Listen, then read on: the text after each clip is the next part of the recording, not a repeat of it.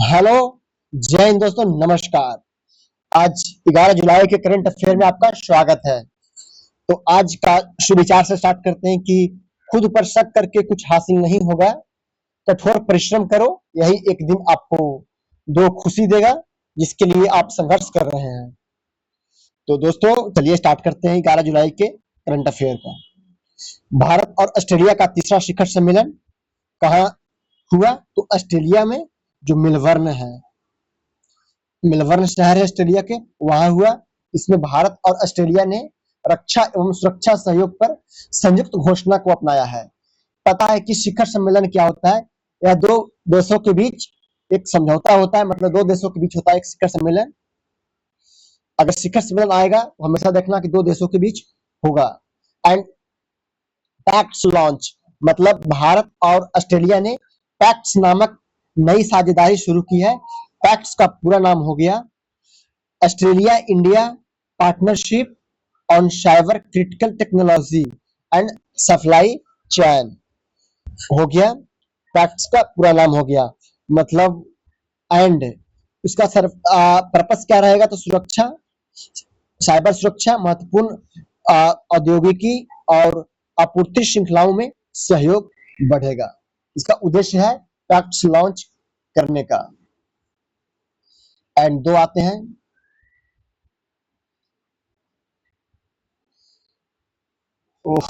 थोड़ा दो दिक्कत है भाई, कोई बात नहीं। एंड भारत और ऑस्ट्रेलिया ने अपनाई संयुक्त घोषणा। दोनों देशों ने रक्षा एवं सुरक्षा सहयोग को मजबूत करने का क्या लिया? तो निर्णय लिया है। तीसरा नंबर पे आते हैं, क्या है कि पैक्ट्स लॉन्च तो पढ़ाई दिए। एंड गुजरात की पहली डाटा सेंटर पॉलिसी।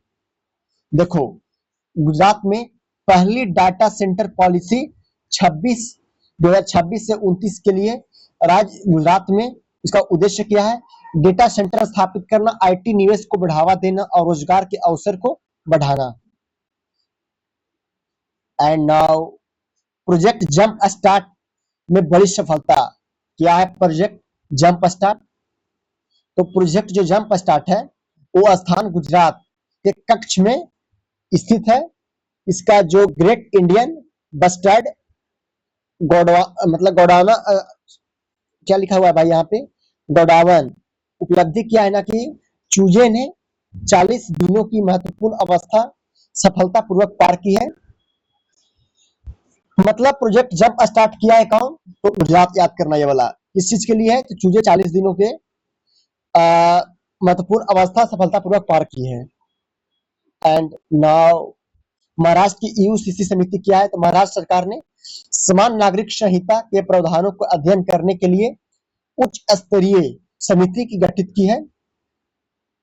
मतलब यूसीसी तो जो डीपीएसपी में है वो तो लागू होगा धीरे धीरे, तो उसी के लिए न्याय सेवा निर्मित न्याय जो मूर्ति है रंजना प्रकाश देसाई को यूसीसी समिति का गठन किया है महाराष्ट्र ने।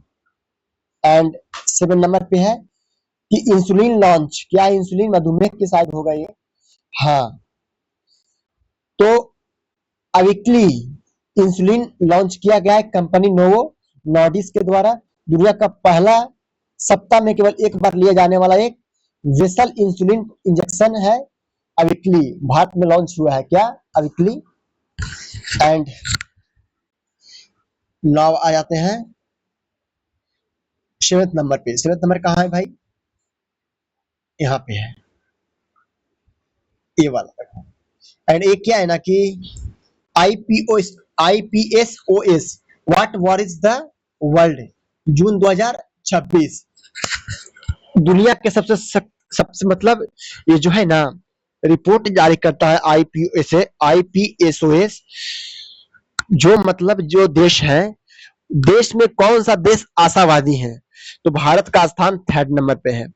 दुनिया का सबसे आशावादी देशों की रैंकिंग है, जो कौन जारी करता है? आईपीएसओएस। एंड कैंपा की 7वीं बैठक जो ये है, देख लो, कैंपा की 7वीं बैठक, राष्ट्रीय कैंपा की 7वीं बैठक जो है था कोयम्बटूर, जो तमिलनाडु में है, यहाँ पे कोयम्बटूर के तमिलनाडु में। एंड नाउ 10th नंबर पे आ जाते हैं कि विजिस प्राइज जो है ना, दूरसंचार विभाग की परियोजना है। समृद्धि ग्राम को विशिष्ट पुरस्कार 2026 की वार्षिक विजेता घोषित किया गया है। इसका जो पर्पस है ना, वो ग्रामीण क्षेत्रों में डिजिटल कनेक्टिविटी और विकास को बढ़ावा देना।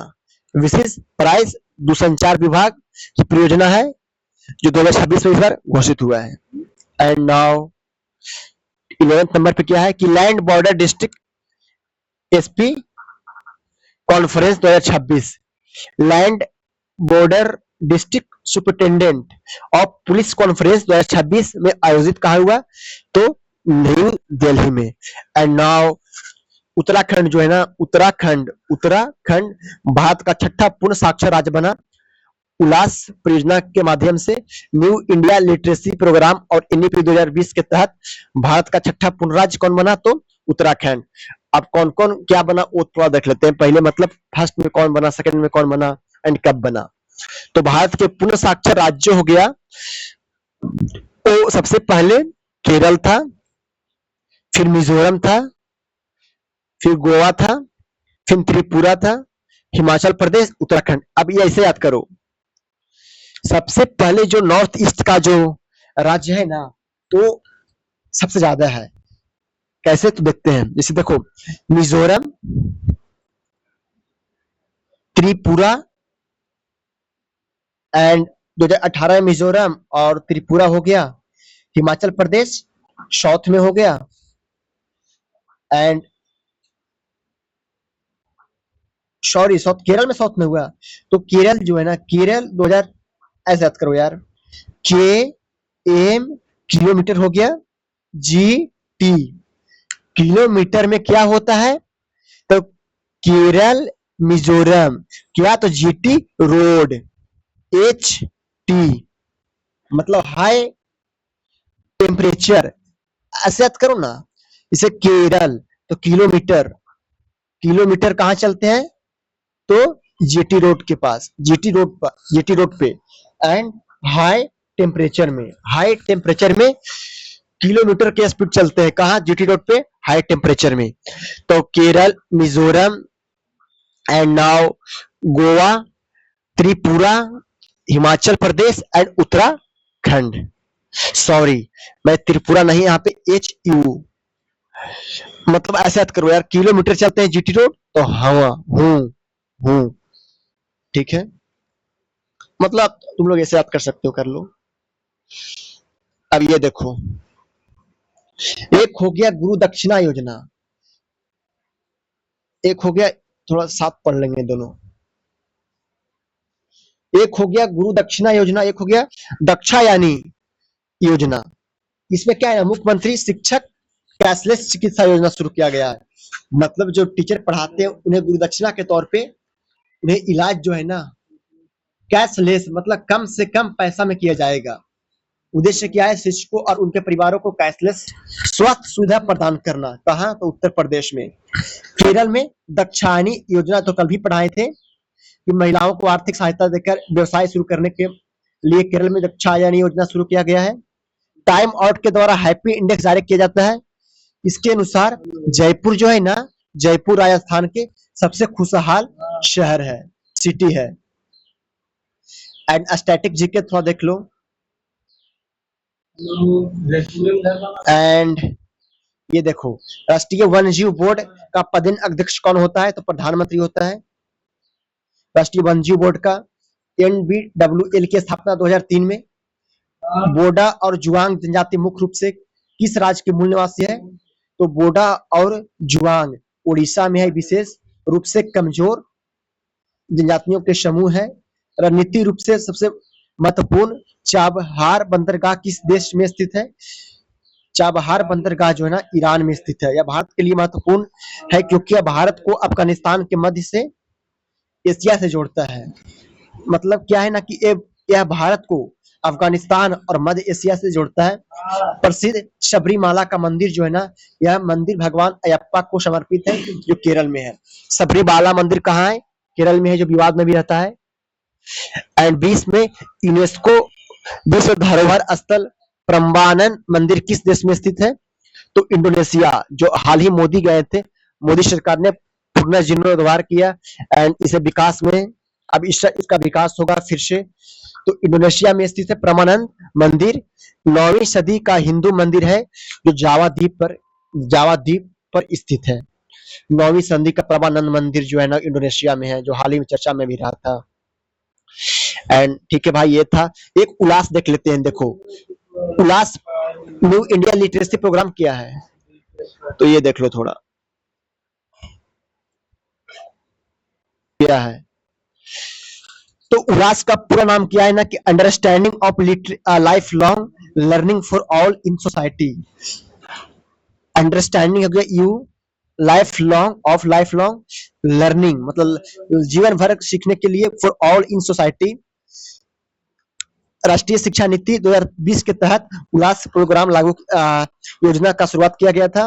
उद्देश्य क्या है? 15 वर्ष या उससे अधिक आयु के निरक्षर एवं कम शिक्षित वयस्कों को पढ़ना लिखना और गिनना सिखाना। सिर्फ गिनना हो गया, नाम लिखना हो गया और पढ़ना सिखाना हो गया तो वह लिटरेसी रेट में आ जाता है। लक्ष्य वर्ग है निरक्षर वयस्क, स्कूल छोड़ चुके लोग, विशेषकर ग्रामीण महिलाएं, वृद्धजन, कमजोर वर्ग। कार्यान्वयन शिक्षा मंत्रालय एवं राज्य सरकारों के सहयोग से। कोई आयु सीमा नहीं है, लचीली समय सीमा है, 3 स्तरों पर आधारित है। क्या है 3 स्तरों पे? तो बेसिक, पर्सनल, प्री लिटरेसी प्रमाण पत्र प्रदान किया जाता है। मतलब सिर्फ छोटा, मतलब ज्यादा पढ़ा लिखा नहीं, सिर्फ नाम लिख लेना है, अपना नाम लिख लेना चाहिए। और क्या है कि काउंटिंग आना चाहिए, यही है मतलब मेन। तो ठीक है दोस्तों, बस इतना ही रखते हैं आज। मंजिल को भुला कर जिया तो क्या जिया है, तो उसे पाकर दिखा। तो ये रहा आज की बात, करना विश्वास। ठीक है दोस्तों, जय हिंद।